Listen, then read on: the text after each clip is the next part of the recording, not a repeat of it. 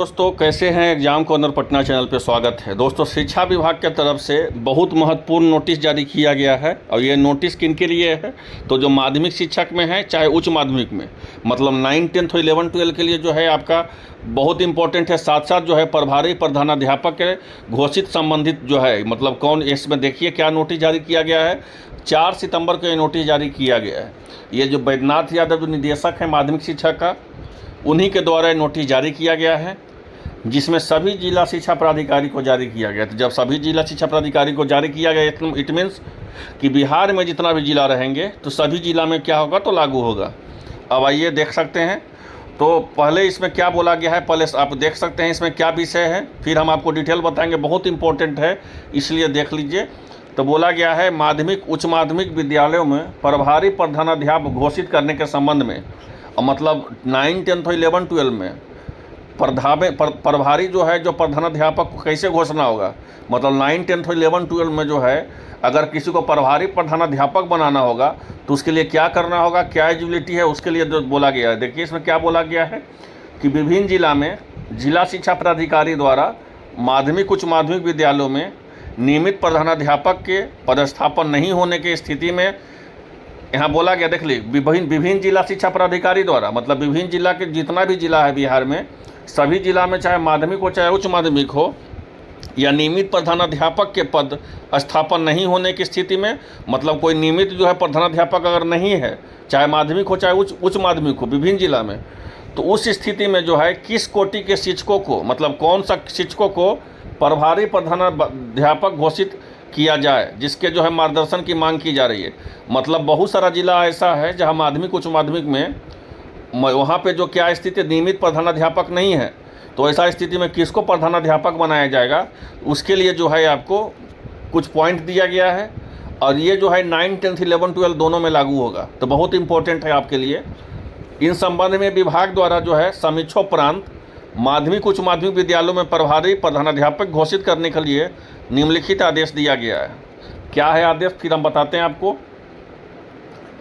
तो पहला दिया गया है कि यदि किसी माध्यमिक उच्च माध्यमिक विद्यालयों में विद्यालयों में 1 से 8 के पुराने वेतनमान के प्रधानाध्यापक पदस्थापित हैं, मतलब कोई विद्यालय होगा 9, 10, 11, 12 में जिसमें कक्षा 1 से 8 तक पुराने वेतनमान के जो भी प्रधानाध्यापक पदस्थापित हैं, उनके साथ स्थानीय निकाय या बिहार लोक सेवा आयोग द्वारा नियुक्ति शिक्षक पदस्थापित हैं।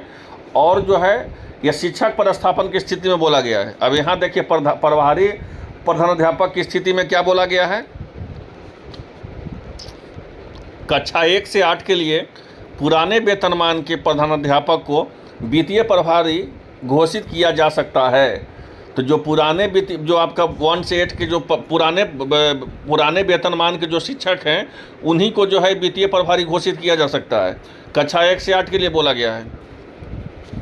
दूसरा पॉइंट देखिएगा, दूसरा पॉइंट में क्या बोला गया है यहाँ पे कि यदि किसी माध्यमिक उच्च माध्यमिक विद्यालयों में पुराने वेतनमान में माध्यमिक कक्षा में सहायक शिक्षक के साथ स्थानीय निकाय के शिक्षक एवं बिहार लोक सेवा आयोग द्वारा नियुक्ति शिक्षक पदस्थापित हैं, मतलब किसी 9, 10, 11, 12 में विद्यालयों में पुराने वेतनमान के, मतलब जो पुराने वेतनमान के हों, ठीक है, चाहे वो माध्यमिक कक्षा में हो चाहे सहायक शिक्षक हो, स्थान में नियोजित शिक्षक हो, चाहे बीपीएससी द्वारा शिक्षक जो है पदस्थापित हो, इसके लिए क्या होगा तो पुराने वेतनमान के सहायक शिक्षक बारिये होंगे। मतलब जो पुराना वेतनमान वाला होगा वही आपका जो है प्रभारी जो है प्रधानाध्यापक के लिए घोषित किया जाएगा। मतलब जो भी जो आपका पुराना जो वेतनमान वाले होंगे, चाहे माध्यमिक चाहे उच्च माध्यमिक हो, और उसमें से किसको लिया जाएगा तो चाहे आपको नियोजित शिक्षक के लिया जाएगा चाहे बीपीएससी के लिया जाएगा, लेकिन जो पुराने वेतनमान के रहेंगे उन्हीं को जो है प्रभारी प्रधानाध्यापक प्रभारी घोषित किया जाएगा। तीसरा पॉइंट देखिए क्या बोला गया है, बहुत इंपॉर्टेंट यहाँ पे बोल दिया गया है कि यदि किसी विद्यालय में कक्षा से 1 से 8 के पुराने वेतनमान में सहायक शिक्षक पदस्थापित हो, साथ ही उनके साथ स्थानीय निकाय एवं बिहार लोक सेवा आयोग द्वारा नियुक्ति शिक्षक पदस्थापित हो, तो ऐसा स्थिति में जो 1 to 8 में जो सहायक शिक्षक के लिए जो पदस्थापित होगा, चाहे नियोजित हो चाहे बिहार लोक सेवा आयोग का हो, तो कक्षा 1 से 8 के लिए पुराने वेतनमान में सहायक शिक्षक को वित्तीय प्रभारी घोषित किया जाएगा। ठीक है, अब जो है यहाँ पे देख लीजिए, अब एक और महत्वपूर्ण चीज़ देख लीजिए। यदि किसी विद्यालय में केवल स्थानीय निकाय शिक्षक प्रस्थापित हो, मतलब कोई ऐसा विद्यालय होगा कि जहाँ सिर्फ नियोजित शिक्षक ही हो, तो ऐसे स्थिति में क्या किया जाएगा, तो जो वरीय स्थानीय निकाय शिक्षक को ही प्रभारी घोषित किया जाएगा। ठीक है, तो मतलब जो सबसे मतलब कि बड़ा जो होगा उसमें उसी को जो है यहाँ पे क्या कर दिया जाएगा, तो स्थानीय मतलब नियोजित शिक्षक को ही प्रभारी घोषित किया जाएगा।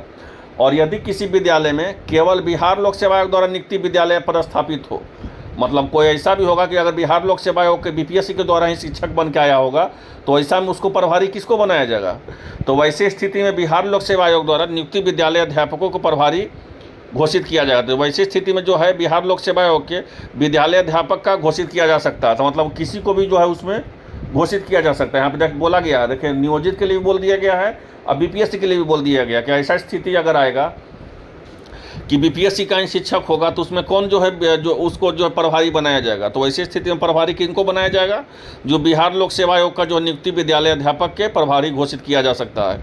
और यदि किसी विद्यालय में बिहार लोक सेवा आयोग द्वारा नियुक्ति विद्यालय अध्यापक और स्थानीय निकाय पदस्थापित हो, तो अगर किसी विद्यालय में बिहार लोक सेवा आयोग के द्वारा भी शिक्षक होगा और नियोजित शिक्षक भी होगा, तो उस ऐसा स्थिति में किसको प्रभारी बनाया जाएगा, तो ऐसा स्थिति में बोला गया है बिहार लोक सेवा आयोग द्वारा नियुक्ति विद्यालय अध्यापक को प्रभारी प्रधानाध्यापक घोषित किया जा सकता है। मतलब बिहार लोक सेवा बीपीएससी को शिक्षक को वहाँ ज़्यादा प्राथमिकता दिया जाएगा, ना कि नियोजित शिक्षक को।